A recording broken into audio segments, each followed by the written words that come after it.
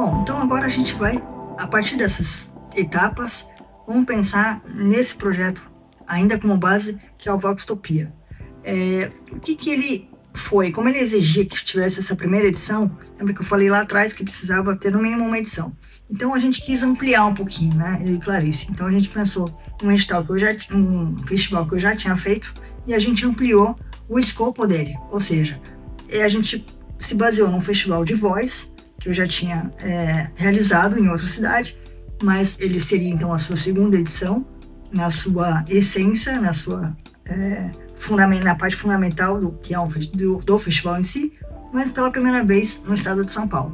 Então a gente ampliou para ser um festival internacional. Então o que era antes um festival nacional, em sua segunda edição ele ganhou um alcance de internacional. E aí a gente pensou nessa curadoria. O que é essa curadoria?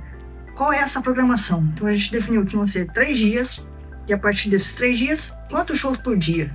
Quem seriam os músicos ou os artistas que fariam parte dessa curadoria? Aí um ponto muito importante, que é legal pensar a partir desse exemplo, mas pensar para outros projetos, esse edital que estava aberto e qual o projeto foi contemplado era um edital do estado de São Paulo, ou seja, é um edital com recursos públicos do estado de São Paulo. Então ele fazia muito sentido que sim, eu tenho artistas de fora, isso faz com que eu tenha um intercâmbio com artistas locais, mas se eu estou usando um dinheiro e um recurso do estado de São Paulo, seja interessante que esse dinheiro seja usado em prol da comunidade de São Paulo, ou seja, para fomentar majoritariamente artistas do estado de São Paulo. Não faz muito sentido, veja, um edital de Santa Catarina usar dinheiro para contemplar e fazer uso só com dinheiro de contratar shows só de artistas do Rio de Janeiro, por exemplo. Acho que é legal sim, porque ajuda esse intercâmbio, mas que também seja usado em prol do fomento da produção local. Então foi isso que isso também varia de acordo com a regra de cada edital, mas é uma visão muito pessoal.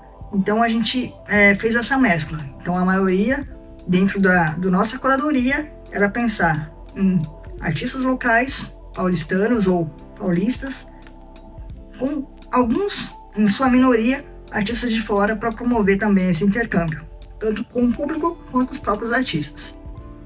E aí a gente tem uma outra questão, que é o orçamento.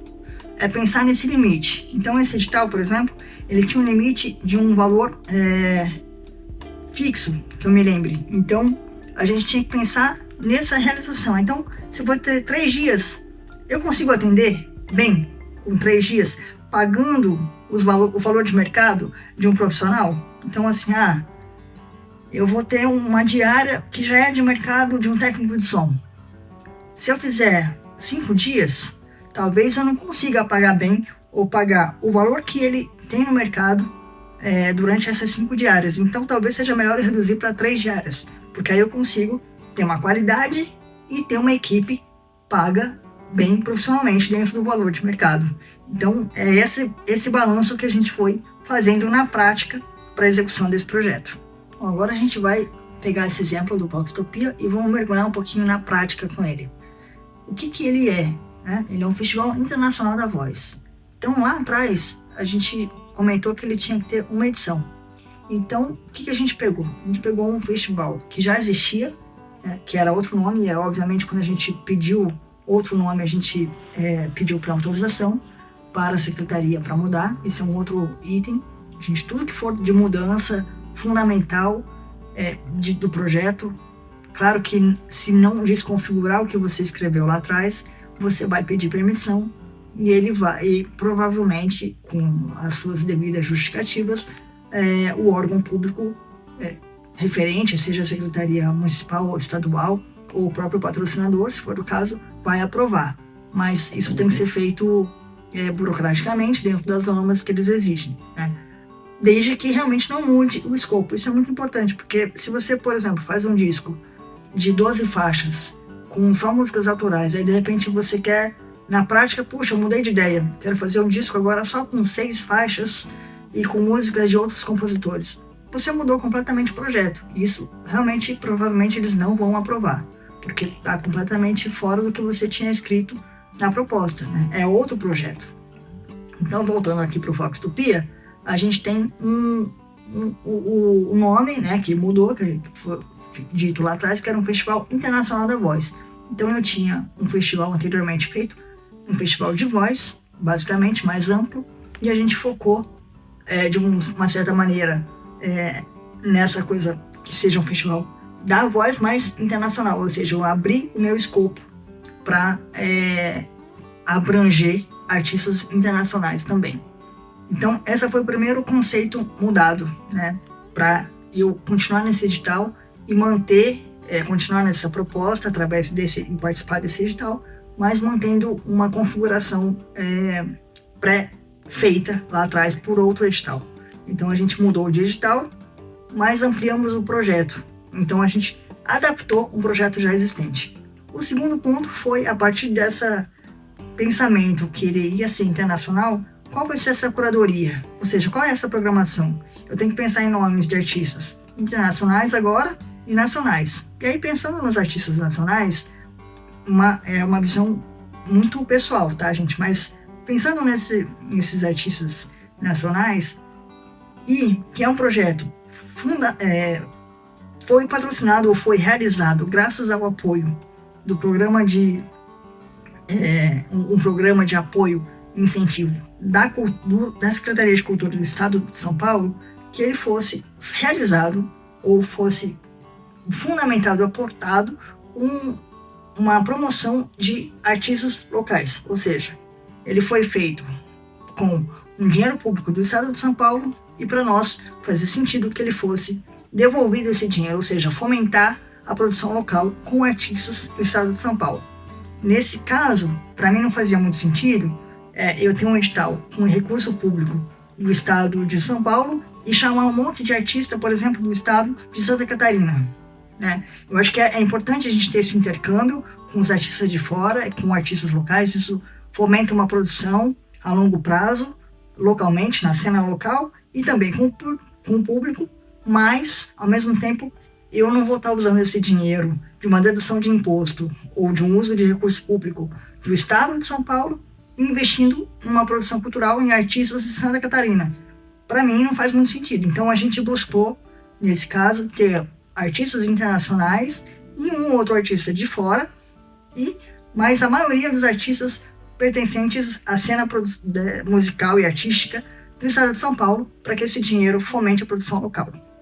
E o último item primordial dessa estrutura, de uma concepção de um projeto que está ligado à sua execução em si, é realmente o orçamento, né? Onde ele vai ter que dialogar com esse conceito, ali atrás com essa curadoria, pensando que eu tenho um limite, né? Cada edital normalmente coloca um limite. Acho que teve um edital, que foi uma coisa de, no mínimo X, mas a maioria é o teto máximo, né? Olha, a gente permite editar projetos até tanto. Então, pensando nesse edital, era um limite de um recurso X, onde eu tinha que pensar e fazer todo o meu orçamento caber nesse limite X. E aí pensar assim, eu vou ter nessa logística que foi pensada ali, nessa curadoria, 3 dias. 3 dias é um custo diferente de um edital, de um festival, que vai ser realizado em 5 dias, pagando um valor que está no mercado. Então eu vou ter um técnico de som, que uma coisa é eu multiplicar e pensar nessa curadoria, que eu vou ter que pagar de 3 dias, 3 diários para um técnico de som, ou para todos os profissionais envolvidos. E a outra coisa é pensar que eu vou ter, será que eu teria dinheiro para fazer 5 diárias desse mesmo profissional, pensando em pagar um valor de mercado, com uma equipe profissional que entregue um bom resultado? Então, esse orçamento é parte fundamental para eu pensar nessa estrutura mesmo do projeto. Então, no meu caso, é a primeira coisa que eu penso, sempre. Penso no conceito do projeto, e a segunda parte é o orçamento, para ver se o que eu pensei ali em cima encaixa dentro do valor que eu preciso dentro do edital. Bom, agora a gente vai falar das etapas dentro da inscrição de uma proposta num edital cultural. Normalmente as etapas são meio iguais, assim, os campos não mudam, não diferem muito de um edital para outro, meio que receita de bolo. Você pega esses primeiros, a ordem, e só muda os ingredientes. Mas tem alguns editais específicos que mudam um pouquinho a formatação. De qualquer maneira, eu gosto sempre base de fundamentação, porque ela também ajuda, independente dos campos a serem preenchidos em cada edital, ela nos ajuda a pensar estruturalmente no projeto como um todo. E aí é mais fácil de adaptar para qualquer formulário que venha à frente, mesmo que sejam diferentes. No máximo você vai ter que complementar com alguns outros campos, algumas outras informações, mas a base está já feita. Mas, de qualquer maneira, se mesmo que seja diferente, eu particularmente considero, pelo menos essa tríplice que eu vou falar agora, que são os 3 itens fundamentais e básicos para uma concepção de um projeto, eu acho que eles são fundamentais e, a partir do momento que você tem isso em mente e escrito, ele já é muito mais fácil para adaptar para qualquer outro edital. Então, a gente começa pela apresentação. O que é apresentação? É você dizer muito claramente o que é o teu projeto. Vamos pensar que cada edital recebe centenas, milhares de inscrições. Então, principalmente esses nacionais, né, que são os mais concorridos, você tem que deixar claramente o que é o teu projeto. Eu vou fazer uma turnê passando por 5 cidades no estado X com a banda Y. Então, assim, você já ter na apresentação de cara, apresentar o que é o seu projeto. Né? Quais são as ações que você vai realizar. Isso de uma forma um pouco de prosa, né? No sentido de uma escrita contínua, e acho que isso é fundamental, já deixar de claro assim muito. Pode ter, sim, algumas explicações maiores, fundamentações, mas normalmente é muito importante que já de cara, nos primeiros parágrafos, você explique claramente o que você vai fazer. E já no segundo campo é o objetivo, onde eu normalmente o meu processo é pegar essa apresentação e destrinchar em tópicos. Ou seja, eu vou pegar essa frase na apresentação de 2, 3, 4 linhas e vou resumir em uma linha só. O que é? O que é meu objeto de execução? Eu vou realizar uma turnê. O que contém essa turnê? 5 shows na cidade de Manaus, por exemplo. Então, já está em uma linha, um tópico, dizendo uma primeira ação. Que normalmente a gente começa com essas ações a curto prazo. Então, a coisa mais concreta. É realizar uma turnê. E aí você vai pensar também, normalmente esses editais pedem, e acho que é fundamental, ter uma contrapartida, ou seja, você está usando de um recurso público, e o que você vai deixar além do teu produto, mas mais uma ação de contrapartida para a sociedade. Então essa ação de contrapartida entraria também como uma ação além. Né? Às vezes o próprio edital já está discriminando o que você tem que fazer e já discrimina qual é a ação que você tem que fazer de contrapartida. E aí você vai pensar e você vai colocar objetivamente por tópicos, é o meu processo, em objetivos. E aí você pode também, se o edital permitir, se o campo permitir, aumentar para colocar os seus objetivos ou as suas metas a alcançarem a longo prazo. Então, normalmente eu começo com essas metas a curto prazo, ou seja, objetivamente o que vai resultar o teu projeto, e depois as metas a longo prazo. E o último campo dessa tríplice é que, claro que aí vão ter outros campos, né? Tem campo de etapa de produção, orçamento, cronograma, acessibilidade, enfim. Hoje tem vários outros campos a serem preenchidos, mas a partir começando, né, mais efetivamente nesses 3, a gente tem o último, que é a justificativa. Ou seja, por que você quer fazer esse projeto? O que ele é diferente dos outros projetos? Eu tenho uma equipe que tem uma qualidade artística muito boa. Isso é uma boa justificativa. Além, é claro, quer dizer, isso é uma das justificativas. Então é você elencar todas as razões e fundamentos primordiais e diferenciais para a execução. Ou seja, você vai convencer quem está lendo a sua proposta de que aquele projeto ou aquela proposta é muito importante para a sociedade e para a sua realização. Então, isso entra na justificativa.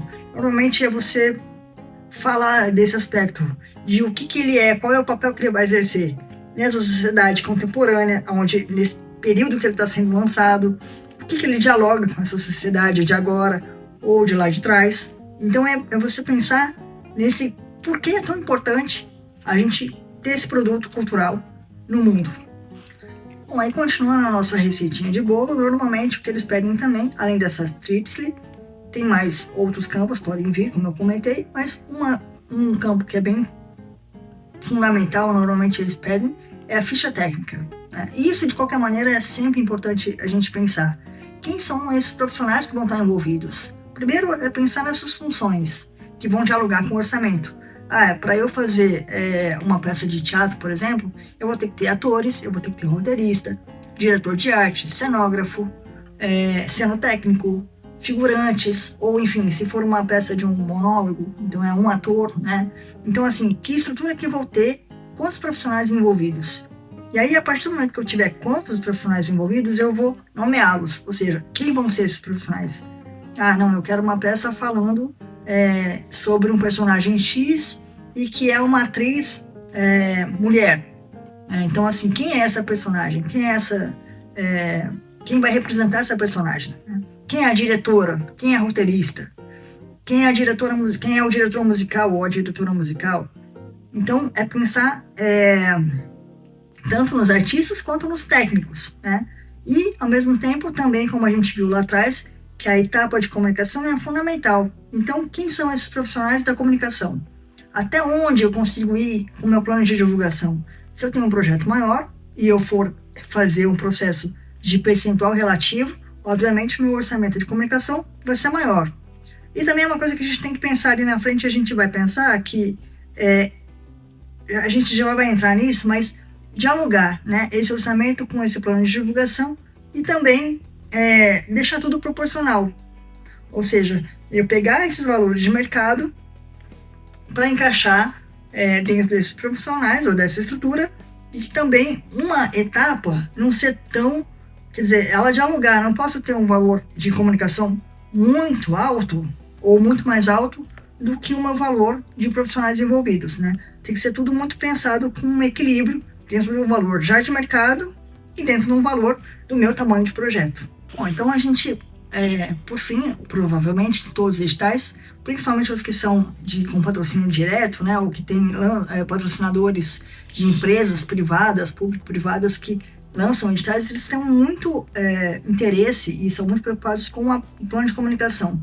Então isso a gente tem que dialogar, né? E também é o interesse do próprio proponente e artista que o seu projeto, ou que a proposta, que o seu espetáculo, que o seu objeto seja bem divulgado e que todo mundo fique sabendo, né? Para que a gente tenha se for um espetáculo, casa cheia. Mas a gente tem que pensar para que público é isso. Então, vamos supor que Então, o plano de divulgação, que também é uma etapa, normalmente a ser preenchida pelos editais, eles são para a gente pensar em tipos de mídia, quantidade, claro que é todo um planejamento, e aí você vai, quanto mais real e mais fiel à realidade, na prática é ideal, né? A gente já colocar ali para não ter tanta mudança e não ter muita surpresa na hora de executar esse projeto. Mas é pensar nesse tipo de mídia e veículo que a gente vai usar. Então hoje a gente tem um monte de mídia, tá todo mundo concentrado na mídia social, por exemplo, que acho que é uma mídia super efetiva e eficaz, mas se a gente for pensar numa cidade pequena, por exemplo, do interior do estado, do interior do Brasil, né? Será que a mídia social para aquele público é a melhor ferramenta, ou a única ferramenta que poderia ser útil? Que outras ferramentas a gente pode usar? Então, se a gente pensar que é um público, por exemplo, mais velho, focada num cantor, um espetáculo musical, que tenha uma coisa que é focada para um público mais velho, será que a mídia social ela é tão eficiente? A gente pode fazer uso dela, com certeza, mas será que a gente não pode pensar em outros meios que sejam mais eficazes? Então, pensar nesse percentual de comunicação, nesse plano de mídia, sair um pouquinho da casinha e pensar, puxa, mas o que mais eu posso usar?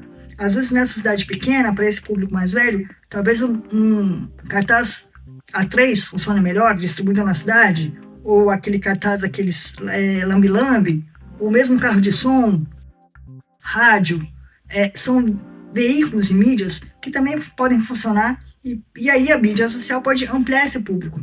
Então você tem essa diversificação, é muito importante pensar, né, como meio. É diferente de você pensar realmente para onde quem é que você vai atingir, para onde você está levando esse espetáculo ou esse produto cultural, né, para que a comunicação dialogue. Você vai pensar uma comunicação em São Paulo, por exemplo, é muito diferente de você pensar uma comunicação para uma cidade do interior.